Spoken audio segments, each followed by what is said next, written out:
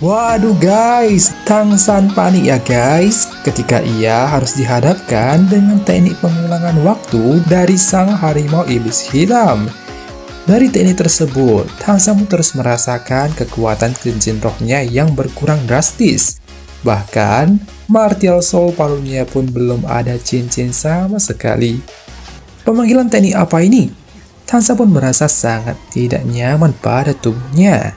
Kita pun dibawa sedikit flashback ketika wujud Tangsan masih berumur usia 12 tahun dan pakaiannya masih sangat sederhana. Kekuatan rumput perak juga belum menjadi emas. Sedangkan di sisi lain, harimau iblis pun juga berubah menjadi kecil, namun tampaknya masih cukup besar dan tubuhnya masih cukup mengerikan. Saat kemudian, seorang wanita pun menghitung mundur dari 5 sampai 1, menandakan pertarungan akan segera dimulai.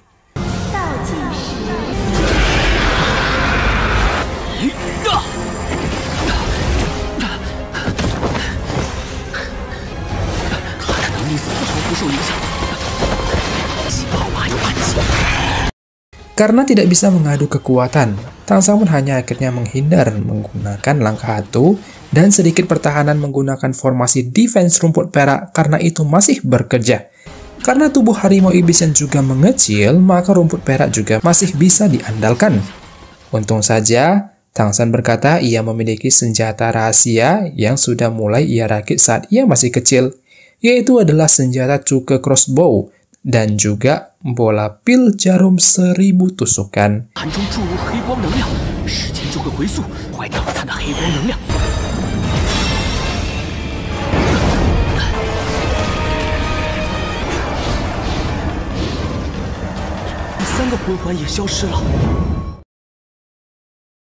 Namun sesaat setelah itu, harimau hitam pun kembali mengeluarkan sedikit mananya ke dalam salah satu lubang di dalam arena.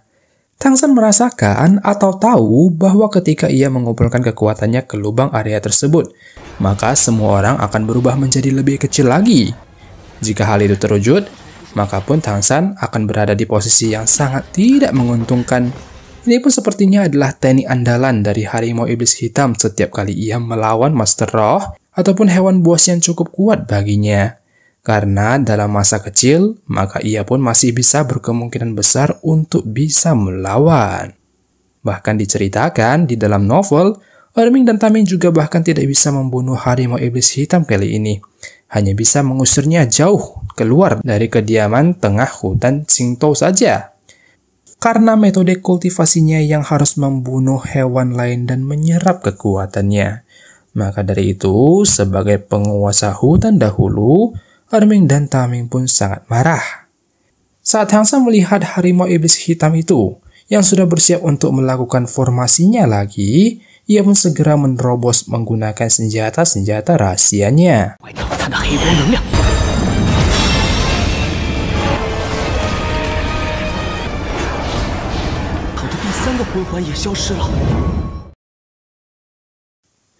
Dan Tangsan pun kali ini kembali menjadi wujud saat ia masih kecil. Walaupun Tangsan telah berhasil memecahkan perisai ungunya tersebut, namun ternyata pengulangan waktu tetap terjadi. Tampaknya itu bukan seperti yang Tangsan simpulkan. Namun tetap saja, ternyata setelah Tangsan memecahkan perisai ungu tersebut ada manfaatnya juga. Karena dengan memecahkan perisai itu, maka itu juga jadinya membuat sang Devil God Tiger itu juga ikut mengecil. Dan karena pertarungan sudah mulai seimbang, Tangsan pun menggunakan tangan Jade untuk menahan serangan-serangan dari Devil God Tiger itu. Sekaligus juga menggunakannya untuk mengendalikan mata air api dan es yang telah ia simpan sebagai serangan final.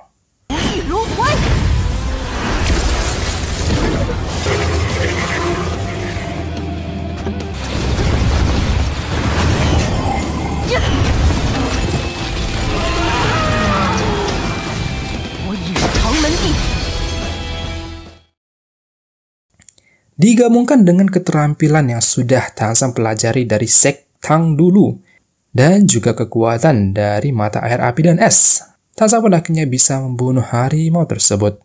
Setelah harimau tersebut mati, Tang San pun langsung didorong keluar dari dimensi reversal itu, dan saat keluar ia pun telah melihat harimau yang sangat besar segede gaban telah berada di depan matanya.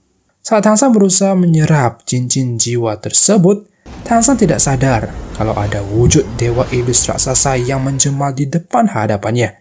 Ia pun mencoba membalas kematian dari calon pewaris dan juga penerusnya itu, namun itu pun hanya meninggalkan sedikit shock kepada Tang San yang sedang berkultivasi. Saat harimau hitam tersebut juga mati, ia pun mengeluarkan bola hitam padat yang didorong jauh ke dalam hutan. Seekor monster Devil God Tiger kecil juga kembali menemukan bola hitam tersebut, dan tampaknya pun ia membawanya kembali ke dimensi lain, kembali kepada Dewa Iblis. Dan mungkin saja Dewa Iblis akan memberikannya lagi kepada calon penerus yang akan dipilihnya lagi nanti. Sangat disayangkan karena Tang San tidak mengambil bola hitam tersebut, karena itu sebenarnya juga adalah salah satu inti dari kekuatan monster Devil God Tiger yang mewakili sedikit kekuatan dari Dewa Iblis. Diceritakan di dalam novel bahwa bola ini memiliki beberapa teknik simpanan. Salah satunya adalah teknik pemanggilan dimensi penyusutan dan juga kemampuan untuk membuat beberapa cincin jiwa tidak berfungsi. Namun karena Tang San tidak menyadari munculnya bola tersebut, ia pun hanya lanjut terus menyerap cincin jiwanya saja.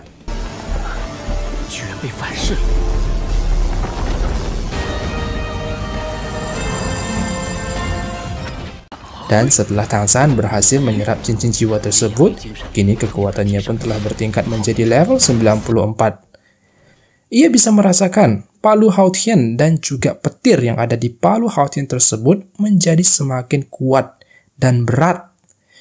Sudah hampir sama seperti ayahnya, bedanya hanya di jumlah cincinnya saja. Sedangkan dari kejauhan, setelah Tang San menyerap cincin jiwa tersebut, tampaknya pun ada seekor monster jiwa lain yang juga menargetkan Tang San untuk dimangsa. Dan ternyata itu pun lagi-lagi adalah laba-laba bermuka manusia. Tang San pun berkata, "Hahaha, waktu yang sangat tepat." Karena ia juga sedang ingin menguji kekuatan yang baru saja ia dapat. Dengan menggabungkan elemen petir dan juga kegelapan dari Dewa Harimau Iblis Hitam tersebut, Tang San pun akhirnya memutar palu Haotian itu di udara dan menyerang laba-laba iblis tersebut.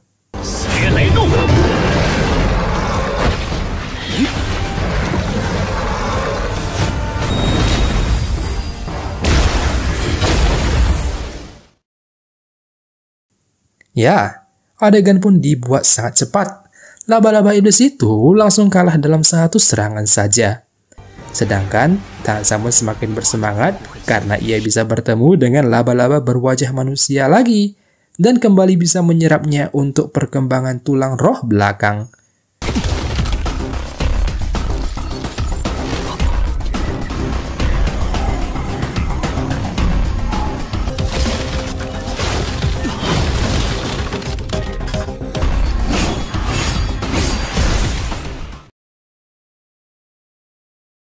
Wow, apa yang baru saja terjadi? Tampaknya pun itu adalah perkembangan lagi daripada kaki laba-laba daripada Tang San. Perkembangan terakhir dari kaki laba-laba pun dikatakan di novel telah sempurna. Wujud kaki laba-laba Tang San itu pun sekarang berjadi seperti berwarna emas. Karena Tang San juga sudah berelemen cahaya, karena sudah lama melekat pada tubuhnya setelah ia berlatih bertahun-tahun di Pulau Dewa Laut. Dengan kedua gabungan kekuatan tersebut, kini kaki laba-laba Tang San pun juga bisa dikendalikan dari jarak jauh dan bisa dilepas untuk menyerang. Sungguh menakjubkan. Bahkan Tang San pun juga sangat terkesan dengan tampilan baru tulang kaki laba-labanya itu.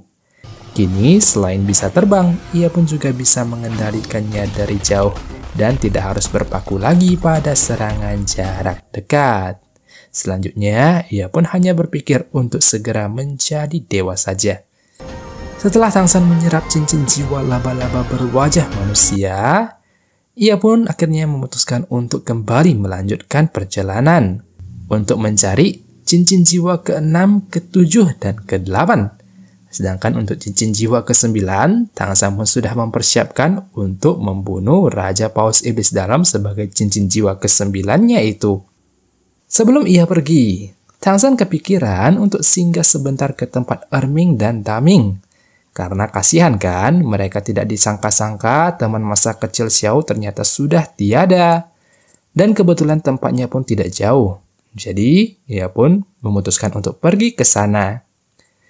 Hingga akhirnya setelah perjalanannya tersebut, Tang San pun nantinya akan segera bertemu dengan 300 semut dengan berat 15 ton.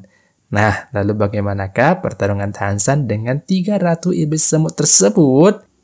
Kalau begitu nantinya pun kita akan bahas lagi di episode selanjutnya.